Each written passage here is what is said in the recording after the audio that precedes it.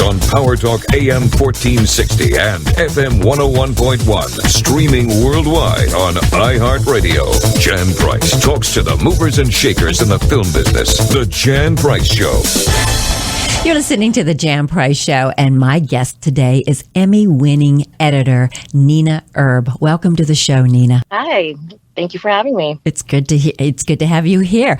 You have a very interesting background. Do you want to tell us a little bit? Your father wanted you to be something, and your mother wanted you to be something else, and then you ended up doing what you're doing. And you took a circuitous route to get there. So do you want to tell us a little bit about that route and what your parents wanted you to do? Sure. Well, growing up in an Asian immigrant family, naturally my dad wanted me to go into something a little more secure, like medicine or law. And my mother loved music, and so she always pushed me to be a musician, and so she wanted me to be a pianist with the LA Phil, and I just had a whole different idea. I wanted to go into art, but not necessarily music. And I went to art school, came out with an art degree in printmaking and ceramics, and couldn't really find employment. That's hard to do as an artist. Yeah, yes. Yeah. And so a friend of mine decided to, she was working in the entertainment industry on a children's television show. And she said, hey, they need a new prop maker in our show. So why don't you come work with us? You know how to paint. You know how to build stuff with your hands. I was like, okay, great. So I did that for a while. And I realized that this wasn't really, while it was creative, it wasn't really creating what I wanted to do. Right. So I felt like I was executing other people's visions and doing the kind of crafts and arts that they wanted to do. And it was so much about set building, and prop building is similar to architecture and not necessarily the kind of art that I studied. And so I started to kind of jump around in production to see if I can find like the right fit. So I worked in different capacities and somehow ended up working as a script supervisor. And after a while of doing that, of course, people naturally would ask, hey, do you want to direct? Because that's like the natural, that's the next step for you as a script supervisor. And I was like, well, I don't really want to direct. And then it's like, what's the other alternative? It's to edit. And at the time, I didn't know exactly what editing was, other than that you sit in a dark room by yourself. That was my very rudimentary understanding of it at the time. I was like, I'm comfortable by myself, but I don't know if I want to do that all day long, every day. And so I just kept searching and eventually was promoted to associate producer. And that's actually when I really learned what editing was all about. And it blew my mind. Mm-hmm. I mean, it was incredible to see this editor put stories together and to make something that sounds so mundane interesting. And I was just floored. Like my whole entire world opened up and I was hooked, and I was like, okay, this is it. This is where the stories come together. This is where I can shape the characters. And I mean, I was like addicted. Good. So basically, I took some classes to learn the software, and the editor I was working with was so incredibly generous. He hired me as his assistant and basically gave my start in my career. Wow. So I started in post, or after that, after giving up associate producing, I was working in post and eventually worked my way up into the editor's chair. And after crossing different genres, from documentaries, nonfiction, to now I'm doing narrative comedies, dramas, and musicals, I'm here.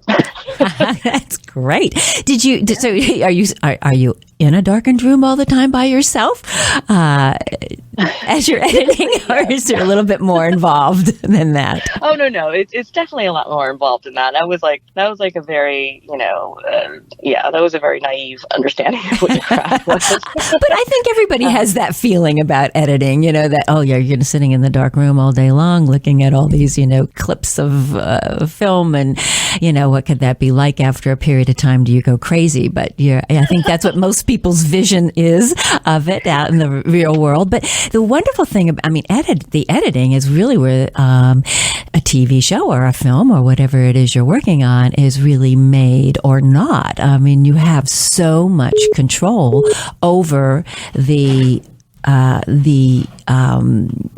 way that the movie or film is going to go to. The direction. Yeah, exactly. They say that each TV show or film is made 3 times or written 3 times. First is the script. Second time is during production when the director is shooting it. And the third time is in the edit. And, sometimes a take that is fantastic on set may not play as well when you've cut it up and buttered up against other pieces that needs to go next to.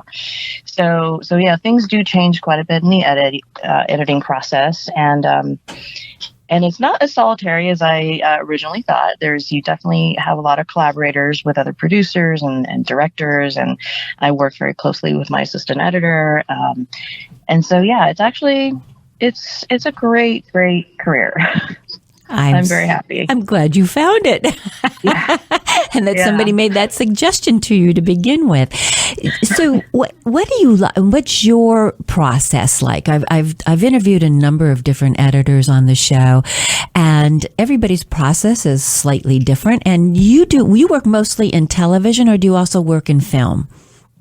Most primarily in television. I have done some features, but lately it's been mostly television. And you just finished working on Crazy Ex-Girlfriend, starring Rachel Bloom. So you want to talk a little bit about what your process is like editing that particular show? Sure. My process, actually, regardless of the show, is pretty similar, where I'll read the script several times, and when I start watching the dailies, I'll usually watch everything from before they call action to after they call cut. And I do that because sometimes the actors will be looking around, they'll be listening for direction, and those are kind of looks that I might need at some point. And so I think early on I realized that everything that's captured on film can be used. And so I make it a point to watch everything, which is very, very labor intensive. I would imagine it would be, yes. Yeah. But the great thing about watching all the dailies is that you're kind of starting to cut it all in your head as you're watching it. So when you're done, it just goes so much faster. You're able to put the scenes together. And I also like to kind of experiment with how I get into a scene, so that I'll usually have several different versions of, the opening of a scene, just to see like what's the most fascinating and dynamic way to get into something. And my approach with Crazy X is that the show is kind of a blend of comedy, drama, and musical. And with the comedy musical, it's easy to get slapsticky, and so I try to stay very grounded in my choices. And oftentimes, there's phenomenal choreography. Our choreographer, Kat Burns, is amazing, and she comes up with just the most beautiful choreography for all these music videos. And unfortunately, sometimes we will have to sacrifice a move, a great like step or something, because it may not be on the joke.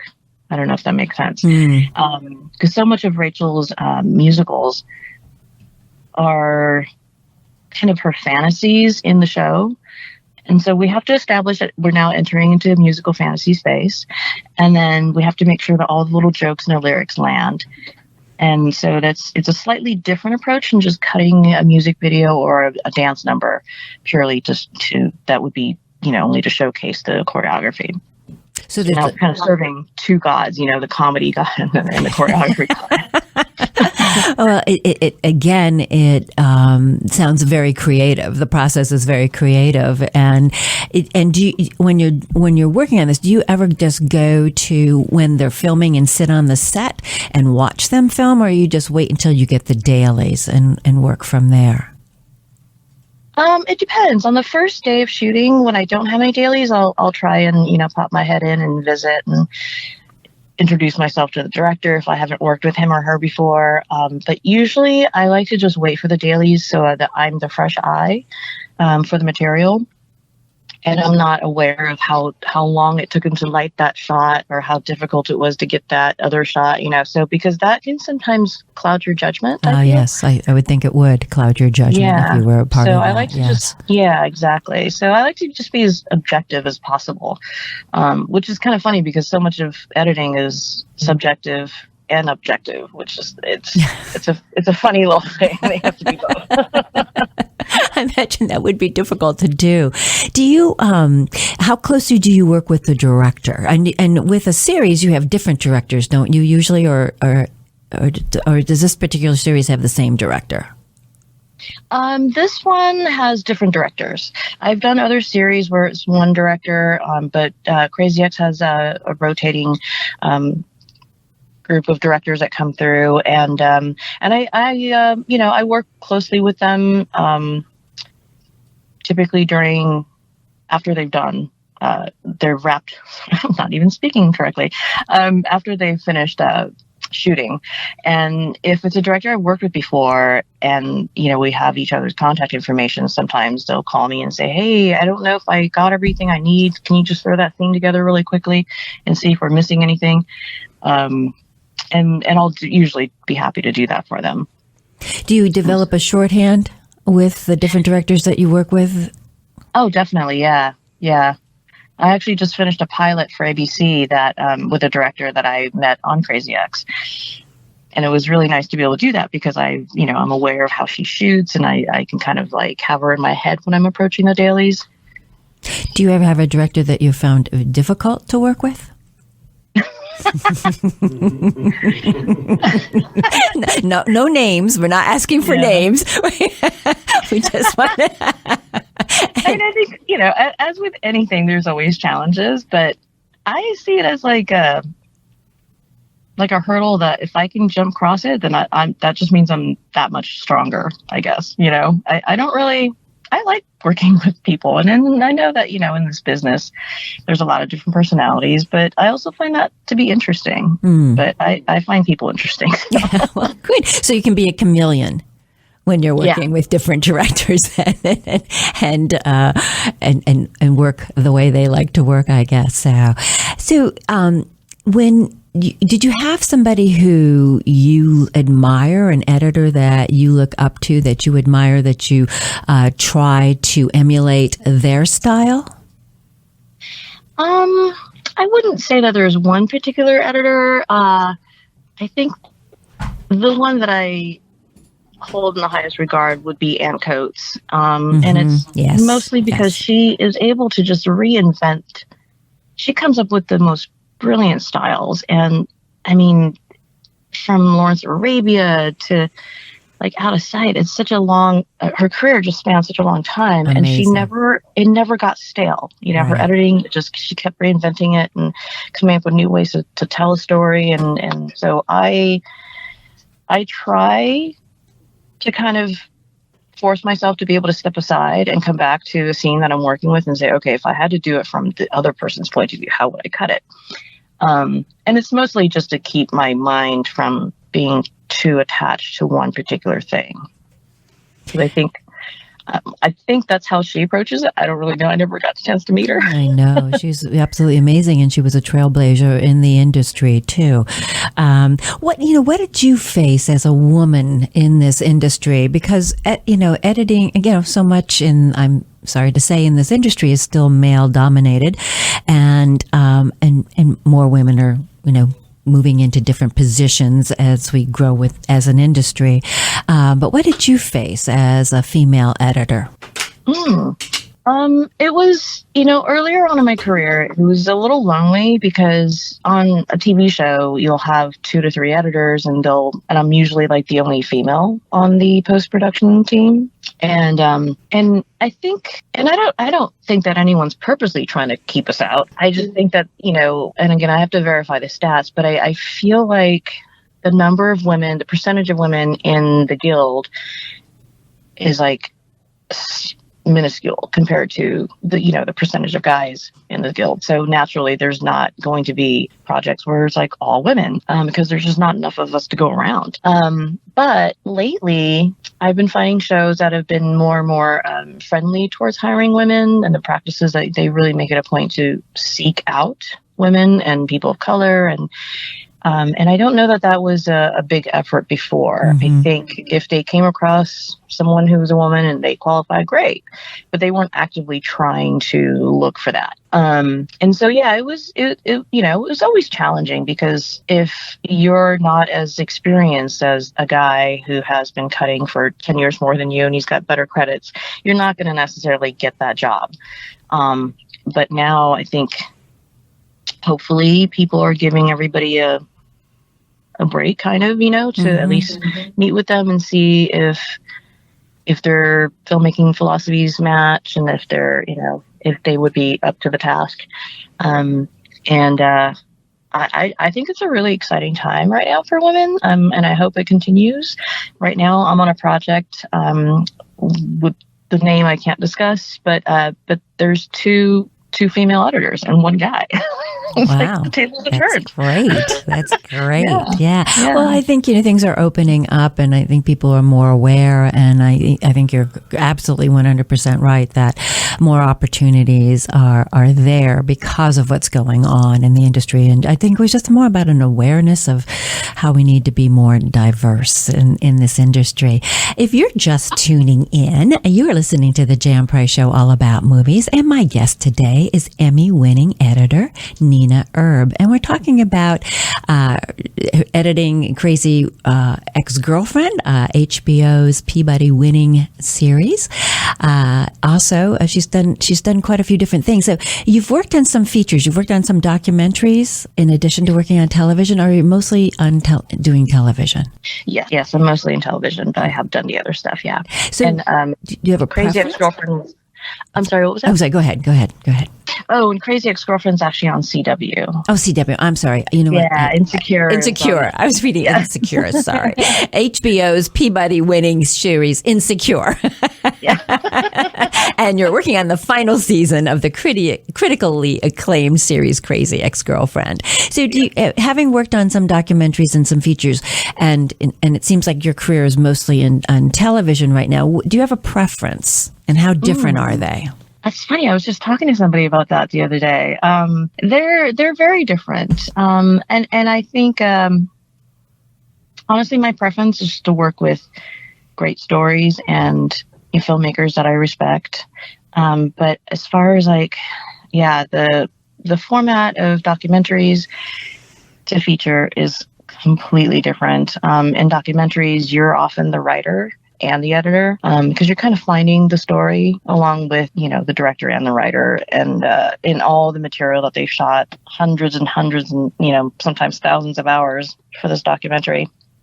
For a feature, there's a script. It's been, developed heavily, and they shot it. And so you're not necessarily finding the story. You're just you're trying to service the story the best way possible.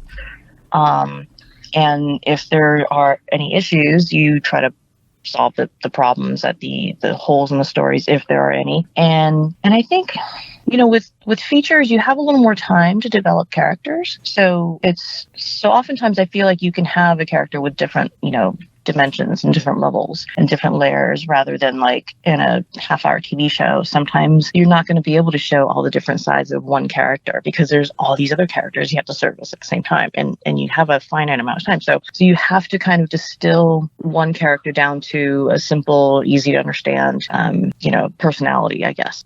Whereas like on a feature, you have an hour and a half, perhaps 2, sometimes more hours, and you can really kind of slowly discover who the character is and all the different levels of that character. And music is always used differently from one format to another. And I feel like now television, so much of television, it's such an exciting time. There's some great TV that's being made, and a lot of it I feel like could be features. I mean, if you've seen The Crown or Umbrella Academy, and the production value is amazing. Mm-hmm. Yes, they are. Yeah, and they take their time too, because they're not in a hurry. I think this new wave of storytelling, I guess, with all the streaming services where they will kind of slow down the pace a little bit is great. It is. It's definitely a boom right now in the industry with all the different, well, now we have more streaming services coming into play every day. This year we have a number of new ones coming into play, Disney being one of them, and Warner Media also launching another streaming service. So there's going to be more room out there, and they need more content as they go forward. You mentioned music, and I was going to ask you, how do you utilize music when you're editing? What's your process as far as, because as you said with Crazy Ex-Girlfriend, there's lots of musical scenes. So how does that, what's your process in working with the musicians and the music? Let's see. We usually work with composers and music supervisors. The music on, just to compare two different shows here, well, let's compare Insecure and Crazy Ex. The music on Crazy Ex, other than the musical numbers, is kind of your traditional comedic score, and you would use it to punctuate a joke and perhaps transition you to the next scene. And for something like Insecure, they're using songs, like needle drop songs from, artists that our music supervisor discovers. And it's not always used to bridge two scenes. It's sometimes used to kind of almost act like a Greek chorus to the scene. Okay. Yeah. So it's just a very, very different way of using music. And I use a lot more songs on Insecure than I would on another comedy, because most comedies are just, you're using a little score, which, because like the comedy it's on the screen, I get, right? And so the music is just kind of supposed to just be the supporting cast to get you from one point to another. Whereas like I feel like the music on Insecure is very much a character as well. It's also a supporting character, so it's never going to take away from what's on screen and what's been written and acted. But it definitely plays a much bigger role on that series than on something like Crazy Ex. And how long is your, doing a half-hour show, editing a half-hour show? How long does it take you to edit a half-hour show? I usually start the day after the first day of shooting. So the dailies will come in the morning. My assistant will prep it and I start cutting it. And I try to stay up to camera so that, and typically with a half hour, they give you 1 to 2 days after the last day of shooting to kind of do your editor's cut. So basically, because I've been cutting all along and following along with them, I'm able to use that last day to kind of give it a polish pass and do any music I need to do and any sound design that needs to be cleaned up. And so it's a pretty fast and furious. Crazy Ex, however, is a 1 hour with at least 2 musical numbers, if not. I think the most I've ever had was 5. Wow. In an episode. That's a lot. Oh, my goodness. So, yeah. So they give you 3 days after the last day of dailies. And you have to move. You got to move fast. That's amazing. So it is fast and furious. Television is fast and furious, but I was wondering with, when you're working on, HBO, is it, if the process is a little slower, but I guess not. It's just as fast as working on an ABC TV production, let's say. Yeah, I think it just depends. On my first season on Insecure, we were on a pretty normal schedule for all half hours. We didn't have an air date, so there was time after I turned in my editor's cut to, maybe spend a little longer during the producer's cut, or there's time to wait for VFX to come in. And that sort of thing. Whereas something like for a network, if once you're on the air, like there's a hard deadline, like you got to make that happen. Well, Nena, it's been a pleasure talking with you today. Thank you so much. My guest today has been Nena Erb, who's an Emmy-winning editor. Thank you so much for being on the show. Thank you so much for having me. You're welcome. Go to The Jan Price Show on Facebook to learn more about upcoming shows. And while you're there, please like my page and please write some comments. While you're there, also to listen to the Price Movie Minute movie reviews and to listen to archive shows that you may have missed, go to thejanpriceshow.com. And also to listen to the podcast from past shows, go to the iHeart Podcast channel. On Power Talk AM 1460 and FM 101.1. Streaming worldwide on iHeartRadio. Jan Price talks to the movers and shakers in the film business. The Jan Price Show. The Ozio Theater in downtown Monterey is now open every day, showing independent and foreign films. The Ozio Theater has new concession offerings, including beer, wine, hard cider, and their homemade Lush Slush. You can now schedule private event screenings for community charity events, birthdays, anniversaries, or just a fun gathering of friends. For more information, visit the Ozio Theater online at oziotheater.com.